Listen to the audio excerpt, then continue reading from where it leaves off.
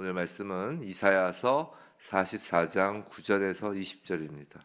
이사야서 44장 9절에서 20절. 이사야서 44장 9절에서 20절.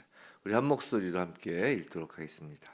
우상을 만드는 자는 다 허망하도다. 그들이 원하는 것들은 무익한 것이거늘 그것들의 증인들은 보지도 못하며 알지도 못하니 그러므로 수치를 당하리라. 신상을 만들며 무익한 우상을 부어 만든 자가 누구냐? 보라, 그와 같은 무리들이 다 수치를 당할 것이라. 그 대장장이들은 사람일 뿐이라. 그들이 다 모여 서서 두려워하며 함께 수치를 당할 것이니라. 철공은 철로 연장을 만들고 숯불로 일하며 망치를 가지고 그것을 만들며 그의 힘센 팔로 그 일을 하나 배가 고프면 기운이 없고 물을 마시지 아니하면 피로하니라.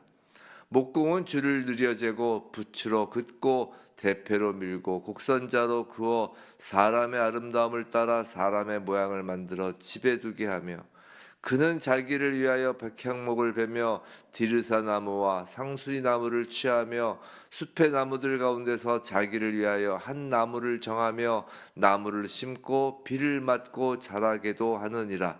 이 나무는 사람이 땔감을 삼는 것이거늘 그가 그것을 가지고 자기 몸을 덮게도 하고 불을 피워 떡을 굽기도 하고 신상을 만들어 경배하며 우상을 만들고 그 앞에 엎드리기도 하는구나. 그 중에 절반은 불에 사르고 그 절반으로는 고기를 구워 먹고 배불리며 또 몸을 덮게 하여 이르기를 아하 따뜻하다 내가 불을 보았구나 하면서 그 나머지로 신상 곧 자기의 우상을 만들고 그 앞에 엎드려 경배하며 그것에게 기도하여 이르기를 너는 나의 신이니 나를 구원하라 하는도다. 그들이 알지도 못하고 깨닫지도 못함은 그들의 눈이 가려서 보지 못하며 그들의 마음이 어두워져서 깨닫지 못함이니라. 마음에 생각도 없고 지식도 없고 총명도 없으므로 내가 그것의 절반을 불사르고 또한 그 숯불 위에서 떡도 굽고 고기도 구워 먹었거늘 내가 어찌 그 나머지로 가증한 물건을 만들겠으며 내가 어찌 그 나무 토막 앞에 굴복하리요 말하지 아니하니 그는 죄를 먹고 허탈한 마음에 미혹되어 자기의 영혼을 구원하지 못하며 나의 오른손에 거짓 것이 있지 아니하냐 하지도 못하느니라. 아멘.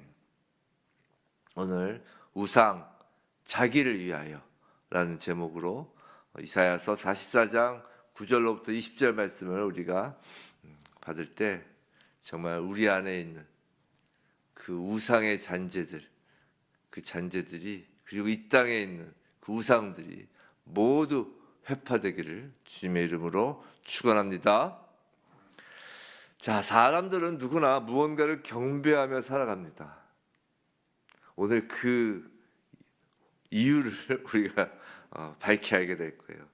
오늘 말씀 참 재밌는 말씀이에요. 근데 우상이 무엇인지 우상의 본질에 대한 것을 매우 재밌는 말로 이제 표현을 하고 있는 것입니다. 누구나 그렇다는 거예요. 누구나 경배한다. 무언가 경배를 한다는 것이죠. 종교를 가진 사람이든 종교를 갖지 않았든 우리는 본능적으로 누군가를 혹은 무언가를 신뢰하고 의지하고 그것에 인생을 걸게 됩니다. 어떤 사람은 돈을 섬기기도 하고요. 그것이 내 삶을 지켜준다고 믿습니다. 어떤 사람은 자녀나 가족을 섬깁니다. 그것이 자신의 자존심이자 존재의 의미가 됩니다. 자, 어떤 사람은 자신의 능력과 경험을 섬기죠. 내가 쌓은 것이 나를 지켜줄 것이라 믿습니다. 이런 모든 것은 성경이 말하는 우상이라는 것이에요. 마틴 루터는 하나님보다 더 사랑하고 의지하는 모든 것이 우상이다라고 이제 말하였죠. 우리가 잘 익히 알고 있습니다. 오늘 본문은 이 하나님께서 그 우상 숭배의 어리석음을 매우 풍자적으로 폭로하시는 장면이에요. 그 당시 이스라엘 백성뿐만이 아니라 오늘날 우리 모두에게 해당되는 말씀입니다.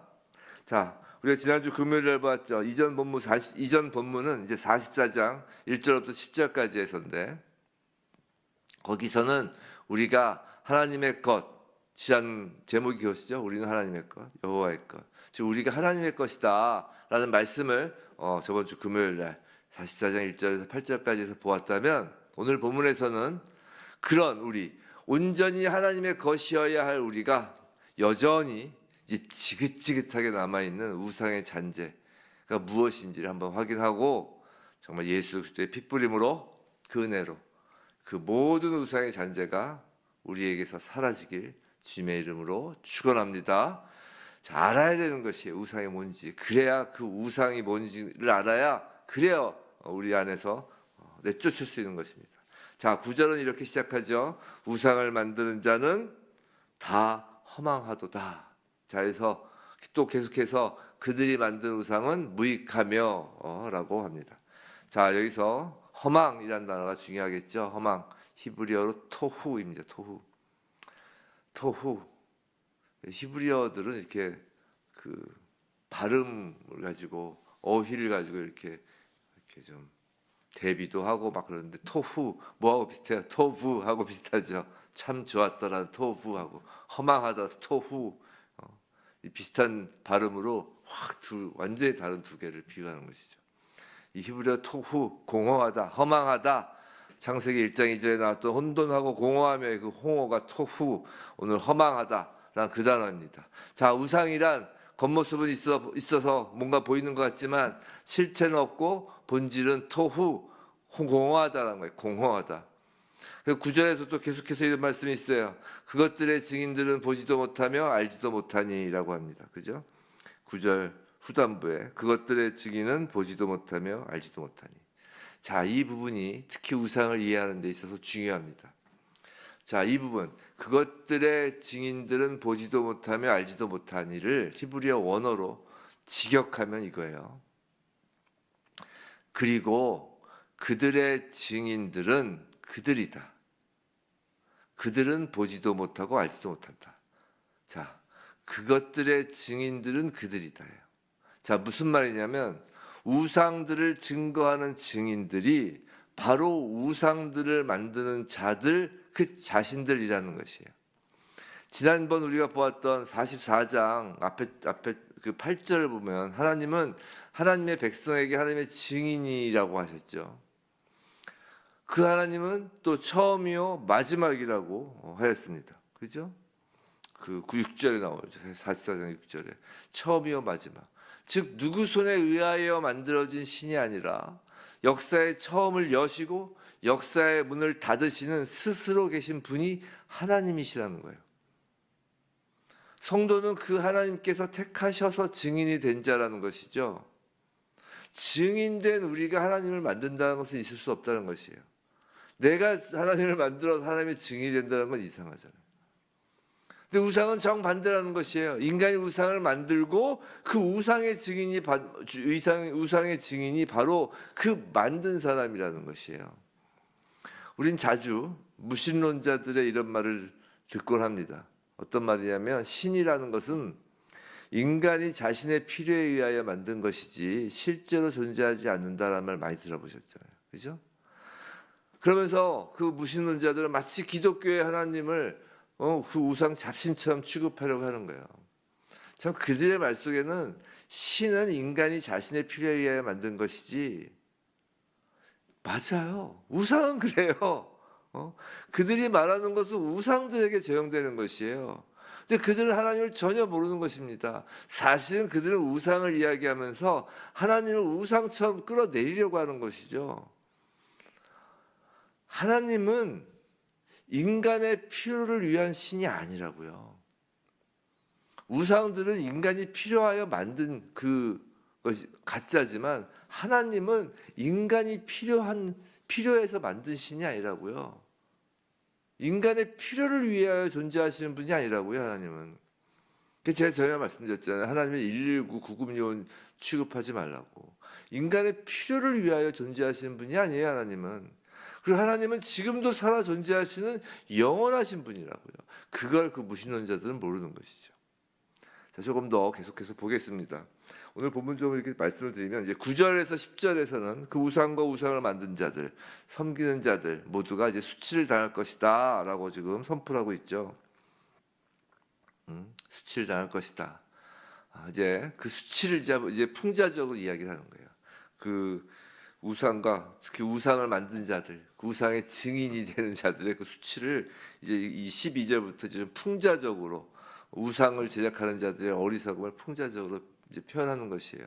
자, 이사야는 지금 어떤 유머와 지금 비판을 섞어서 우상이 얼마나 우스운 것인지를 보여주는데, 자 12절에서는 자 철공의 노력을 지금 이야기해요. 막 연장을 만들고 숯불로 일하며 망치를 가지고 그것을 만들며 막 그냥 열심히 일을 하는데 허걱 배가 고프면 기운이 없고 물을 마시지 아니하면 피로하니라.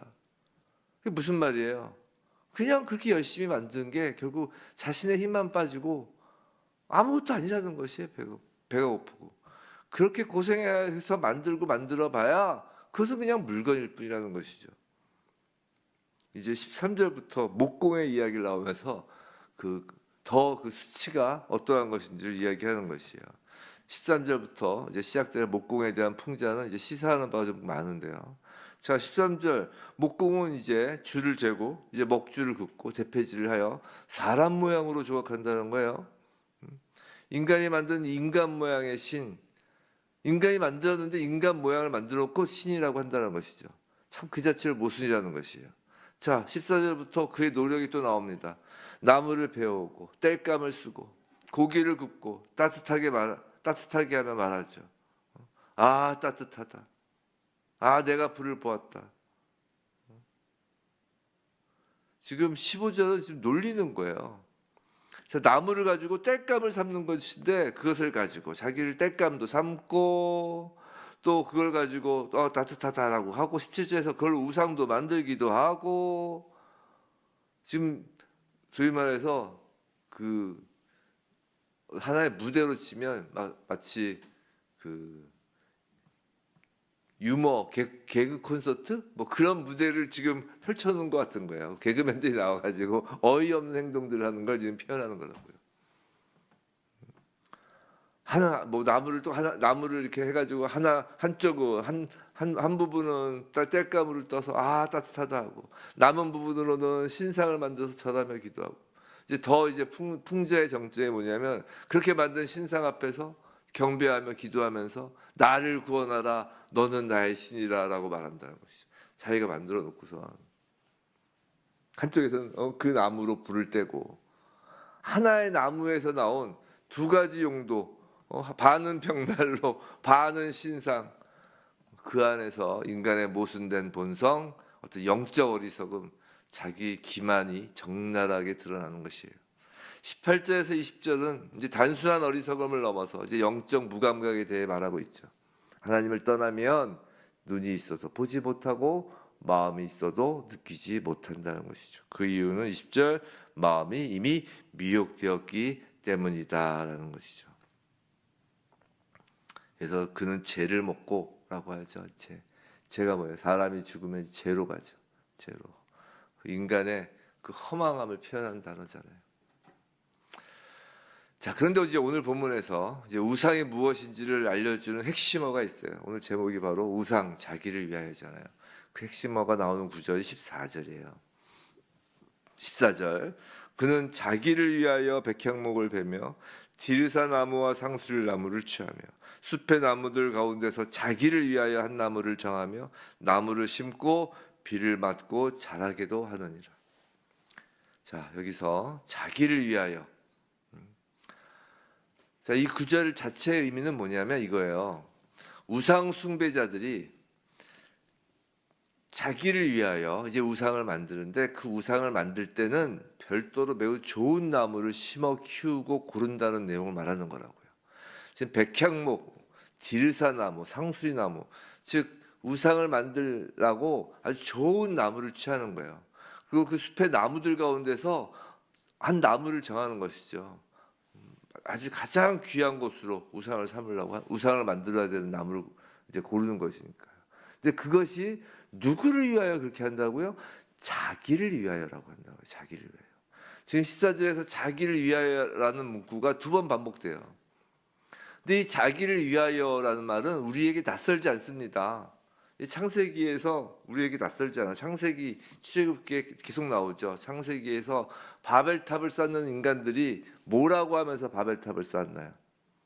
창세기 11장 4절 바벨탑을 쌓을 때 또 말하되 자 성읍과 탑을 건설하여 그 탑 꼭대기를 하늘에 닿게 하여 우리의 이름을 내고라고 한다고. 우리 이름을 내고. 그리고 나서 이제 온 지면에 흩어짐을 면하자 했더니라고 돼 있어요. 우리 이름을 내고. 우리 이름을 내고가 가장 우선되는 이름이라는 것이에요. 즉 우리를 위하여, 자기를 위하여라는 것입니다. 무엇이요? 우상의 원조격인 바벨탑을 쌓는 것이 말이에요. 또 기억나는 장면, 출애굽기 32장 금송아지 사건이 있죠. 금송아지. 출애굽기 32장의 1절에 금송아지 만들 때 그 모세가 시내산에 올라가서 십계명 받고 있는 동안 아래에서 난리법석을 피잖아요. 그때 금송아지를 만들 때 그 내용이죠. 이제 제가 읽어드릴게요. 백성이 모세가 산에서 내려오미 더딤을 보고 모여서 온 백성이 아론에게 이르러 말하되 일어나라 우리를 위하여 우리를 인도할 신을 만들라. 이 모세 곧 우리를 애굽 땅에서 인도해야 낸 사람은 어찌 되었는지 알지 못합니다. 자, 우리를 위하여. 성도 여러분, 우상의 핵심은 자기를 위하여입니다. 그러니까 자기를 위하여니까 그렇게 철공목공이 애를 쓰는 거예요. 자기를 위하여. 자, 자기를 증거하기 위하여 우상을 만들고 스스로 우상의 증인이 되는 것이 우상 숭배자예요. 그러니까 공허한 거예요. 계속 도니까. 헛바퀴를 도는 걸 공허하다고 하잖아요. 아무리 노력을 해도 바퀴가 계속 헛돈다고 생각해 보세요. 그게 공허한 거잖아요. 자, 나를 증거하려고 우상을 만들어서 그 우상을 증거해서 또 나를 증거하는 거예요. 계속 헛바퀴인 거예요. 그 대상이 없이 계속 도는 겁니다. 대상이 없이. 목적이 없이. 목적은 있죠. 자기를 위하여. 즉 우상의 증인이 되어 자기 자신을 증거하고 또 자기를 위하는 것이에요. 자, 그렇다면 그 반대인 우리는 어떨까요? 그리스도인의 신앙생활은 도대체 뭔가요? 그리스도인은 누구를 위하여 신앙생활을 하느냐는 것이에요. 성도 여러분, 누구를 위하여 예배를 드리냐는 것이에요. 누구를 위하여 경배하냐는 것이에요. 누구를 위하여 기도하냐는 것이에요. 누구를 위하여 말씀을 읽고 말씀을 묵상하냐는 거예요. 우리의 모든 신앙생활이 누구를 위한 거냐는 거예요. 자, 생각해 보세요. 그리스도인은 그리스도를 닮아가는 사람이라면서요. 그럼 그리스도 성자 예수 그리스도 하나님, 성자 하나님은 누구를 위하여 십자가 공생애를 살아내셨나요? 우리는 하나님께서 우리를 사랑하사 독생자 예수 그리스도 십자가에 내어주시고 맞죠. 그 끊을 수 없는 사랑 맞죠. 자, 예수 그리스도는 성부 하나님의 그 말씀, 성부 하나님 요한복음에서 그러잖아요. 예수께서 나는 나의 뜻대로 하지 않고 다 나를 보내신 이의 뜻대로 한다. 그게 무슨 말이에요? 예수께서는 그 십자가의 공생애, 이 땅에서의 그 삶을 하나님 아버지께 드리는 삶이었다고요. 하나님 아버지를 드러내기 위한 거였잖아요. 아버지의 말대로 하고 아버지의 뜻대로 한다는 건 아버지를 드러내는 거였다고요. 하나님의 사랑을 드러내는 거였다고요. 즉 하나님 아버지를 위한 것이 그리스도의 공생애였어요. 그럼 그리스도인은 똑같이 누구를 위하여 신앙생활을 해야 되는 것인가요? 주님을 위하여 하는 것이에요. 우리 주님이 하나님 아버지를 위하여 한 것처럼 우리는 주님을 위하여 신앙생활을 하는 거라고요. 성도 여러분, 성화를 강조하다 보니까 그 성령의 열매를 강조하다 보니까 마치 세상 도덕처럼 내가 인격이 훌륭해지는 나를 위한 거라고 생각할 수 있는 오해가 있는데 그게 아니에요. 세상에서 칭찬받기 위한 것이 아니라니까요. 나 스스로 만족을 얻기 위한 것조차도 아니에요. 성화는 주님을 위하여인 거예요. 성화란 자기를 위하여라는 이 지긋지긋하게 남아있는 이 우상의 잔재가 우리에게서 사라져가고 주님을 위하여라는 신앙이 얼마나 우리 마음에 자리 잡고 있는지 여부의 문제인 거라고요. 그래서 성화가 예수 재림, 그 영화로움을 입을 때까지 완전히 이루어질 수 없는 거예요. 우리 마음에 자기를 위하여가 중심이 되어 있는 한 아무리 예배를 드리고 아무리 봉사를 하며 하물며 이 강대상에 설교를 하고 찬양을 하며 병을 고치고 예언을 하며 구제를 하고 몸을 불살라도 자기를 위하여가 마음의 중심이 되어 있는 한 그 무엇을 한다고 해도 그건 우상 숭배라는 것이에요. 하지만 어린아이에게 물 한 잔을 주어도 주님을 위하여가 마음의 중심이면 그것이 진정 주님을 섬기는 것이고 주님의 증인이 되는 신앙생활이 되는 것입니다. 어렵죠? 어렵습니다. 저 솔직히 자신 없어요. 자신 없어요. 그렇게 제가 자기를 위하여가 0이 되고 주님을 위하여가 100. 정말 어렵습니다. 자신 없죠. 그래서 어떻게 하겠어요? 그냥 가는 거죠. 주님을 위하여. 주님이 하라 했으니 주님을 위하여. 그러니까 세상의 인간의 생각하고 완전히 달라요. 그래서 인본주의하고 완전히 신본주의하고 다른 거예요. 인본주의 끝까지 인간을 위하여 자기를 위하여 거고 신본주의가 뭐예요? 그럼 하나님을 위하여인 거예요. 하나님을 위하여. 하나님 우리를 왜 창조하셨다고요? 하나님을 찬송하기 위하여. 억울하신가요? 그게 죄성이에요. 그게. 우리가 그걸 억울하다고 느끼는 순간 죄성인 것이고 그래도 좀 뭔가 떡고물이 떨어져야 되지 않을까? 그게 죄성인 거예요.